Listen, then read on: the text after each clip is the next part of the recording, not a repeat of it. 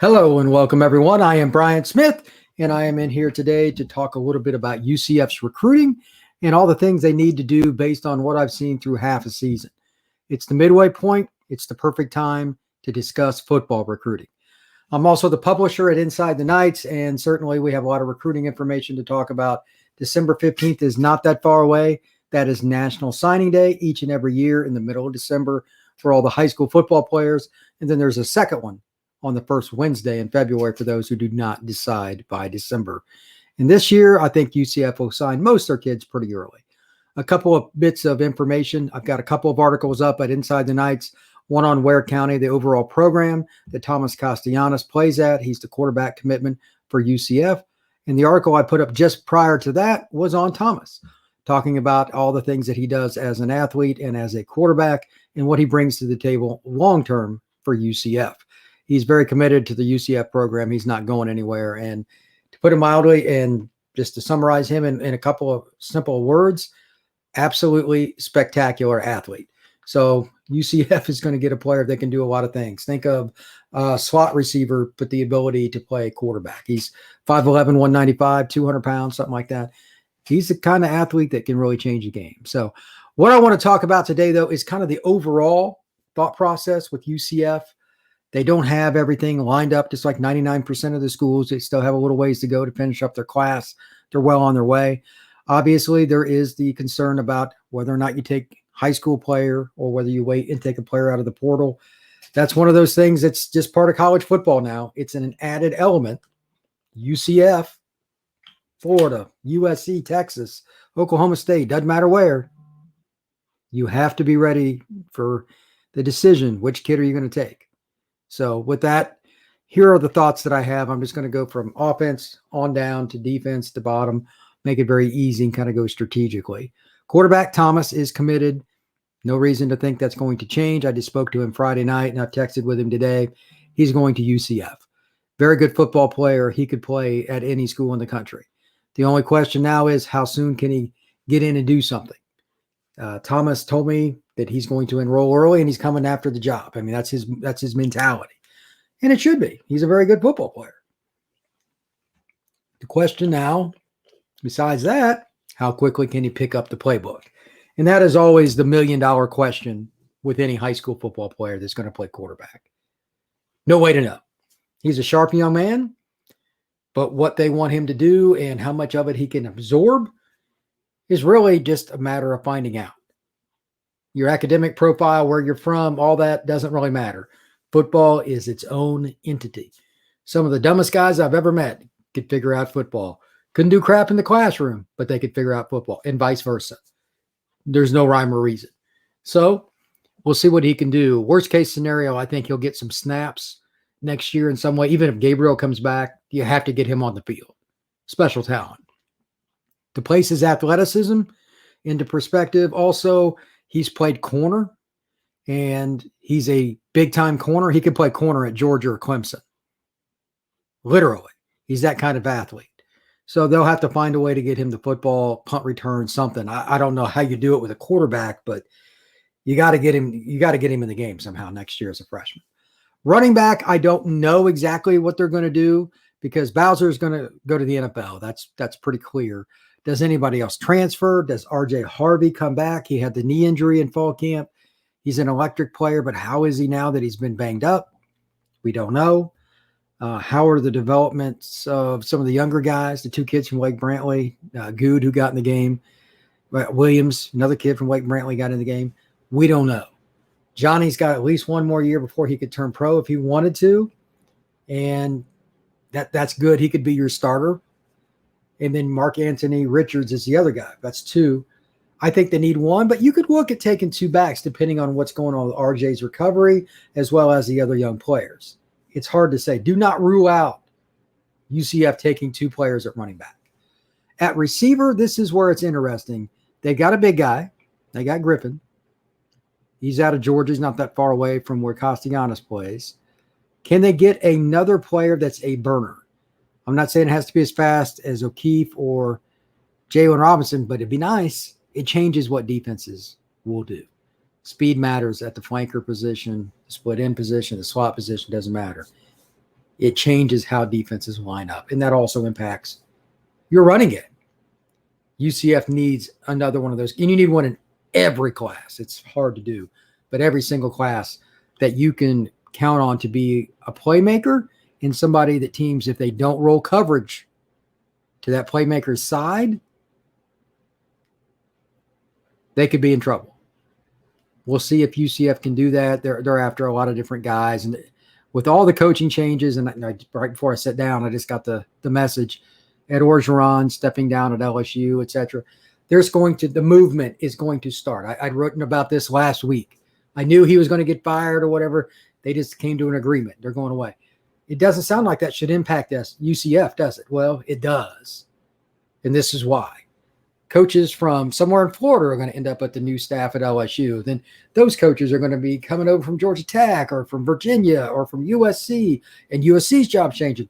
All this turnover changes what players think that are committed to those schools, and then your board expands. UCF's a recruiting board. They're probably still talking to kids that are committed to other schools here in Florida, as well as Georgia Tech or Mississippi State, schools that recruit down here in Florida. Those kids, they may look around. So I'm curious to see which kid or player, in Florida decides to stay at home and ends up at UCF that is not currently even on the radar for me. And believe me, I look at recruiting every day. There are no exceptions to that, 365. So with Ed Orgeron stepping down, USC did it after game 2 for their job. Does Miami do something now? They lost again. Miami finds a way to lose. That program is just destined to lose as long as they have that guy as head coach. I'm not even going to say his name. He's just a terrible coach. They need to hire somebody else. When do they do it? Will they pony up money? Their administration is infamous for not. There's a lot of balance there. So just a little tidbit. As UCF looks at receivers, O-line, etc., that matters. UCF is also going to be blessed with the opportunity to bring in a talented tight end. I saw him recently, Grant Stevens, this past weekend as well. I like his frame and his upside. He wants to be 230, 235. I could see him taking another tight end. They certainly take at least one more receiver, if not two. They could take another tight end. Just depends on the circumstance. They need to add to the roster. Alec Holler's played well this year, but they need more guys. Who's it going to be? I think they should if they can get one, especially if he can be a pounder, a guy that can run at you and make some plays in space as a blocker and as a receiver. But it's somebody that can help a bigger back like Mark Anthony Richards in the running game. Tight ends are an extension of it. A 6'4", 250 kid. That's something to think about. Could be a transfer as well. That position takes time in a similar manner to offensive line to add to the muscle and strength. So that's kind of concerning. Can you get that done in a quick manner from a freshman? Not many of them. Might be better to go transfer route. I don't know, but we'll see. Offensive line, they've got one kid that's going to be coming, the kid from Lamar. I don't have his name written down from me, but he played a couple years at Lamar. He's transferring in. I watched his film. He's from St. Aug in Louisiana, and he's a big old fella, 300-pounder that can move. I was surprised he ended up there at Lamar, but it is what it is. He can play football, though. His film does not lie. So he played at St. Aug in New Orleans. It's a famous school down there. That's a help, and I know they're looking at a couple of JUCO kids. I doubt they take another high school player unless, again, going back to it, one of these schools loses a kid that UCF would like to have. We'll see. Miguel Maldonado, Kittler, they've got good football players coming in, and then they got Nelson coming in from Orlando as well. I don't think they're in a position where they need to just grab guys. You take one from the portal or one other JUCO kid in addition to what they have, the 3+1, they're fine. Before I move on to segment 2, the defensive side, something to think about here. UCF needs to find a balance with how they're going to move forward year to year with transfers. Get a baseline. Do we want 5 to 8? Is it 8 to 11? You got to, 1 or 2 different each year for whatever reason. What's your baseline? There's no way to calculate anything yet. I'm just guessing because it's only been about a year of it. You need 4 or 5 years of something to see what school is really like. Gus Malzahn, his coaching staff, they have some decisions to make. And quite frankly, I don't think there's any way that they're not going to be able to use it year to year for their benefit. How they go about it this year could be a little bit unique, though. The NCAA put in the rule. They're trying to help out high school kids. If you lose a transfer, you can replace him with a high school player, up to 7 of them. Everybody has transfers. So UCF might have a couple extra guys sign out of high school that they may not have signed originally. Keep that in the back of your mind. Moving on to defense, and this is where 3 out of the 4 positions that I had just need overall, I had on defense, and I'll explain why momentarily. Number 1 is obviously defensive tackle. You're going to lose Kalia. He's out for the year. This past Saturday's game explains what the circumstance is with him. Wasn't very good. It is what it is. 2, I have corner. You need impact corners every year, even if you've got 10 of them. Because if they're good, they leave early, they get hurt, they change their mind. A lot of these guys don't necessarily want to stick around for college. It's a different mentality to play that position. And athletically, there just aren't that many people that can do it. Always got to have corners. They've got Nakai Martinez, great start. They need at least 1, if not 2 more. They need a burner in that group as well, which is specific, a field corner that can just absolutely run. Can they get that guy? Everybody's looking for him. I have no idea. I'm not following it as close as normal because of UCF's transfer portal situation. It's so much going on with the injuries things this year. But they need to bring in somebody. I wouldn't be surprised, and I'm even going to mark this, if they brought in a JUCO guy. They just simply need to have somebody that can come in and play. They've gotten some improvement from Devontae Brown. I really like the way he's trending. Mr. Adams, as I like to call him, Brandon Adams, he's done well. He's transitioned from being a high school quarterback to a corner. And then there's Corey Thornton. So they got some younger guys, but now you need to start building that depth where you can rotate guys. That's the next step. And they need at least 2 corners in every class, preferably 3, because you're going to play a nickel most of the time anyhow. So that's my number 2 spot. Number 3 might surprise some people, but from looking at the teams that are consistently ranked in the top 5 to 8 in the country year after year, and then maybe top 12, they recruit defensive end at a different level. They rotate waves. Texas A&M, Ohio State, LSU, Auburn, Florida, Notre Dame, Penn State. They might have a walk-on that makes it or something in one of these schools, but 9 times out of 10, it's a 4 or 5-star guy that's their stud. Isaiah Foskey at Notre Dame, 4-star guy.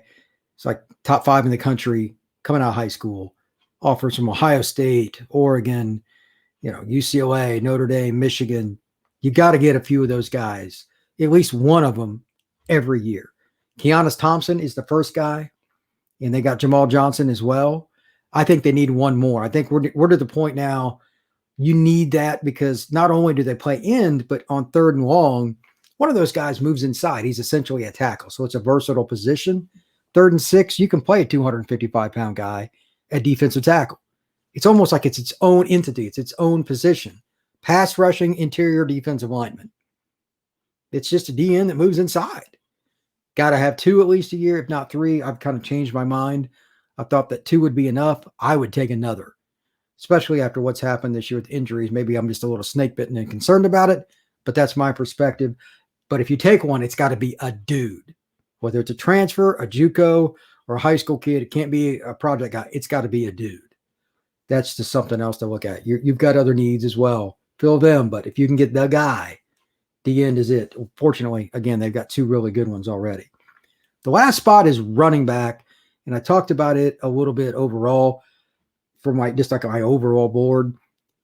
If you look at how Isaiah Bowser runs, especially how he ran in the second half against Cincinnati, it's hard to get in front of somebody that's 225 coming downhill.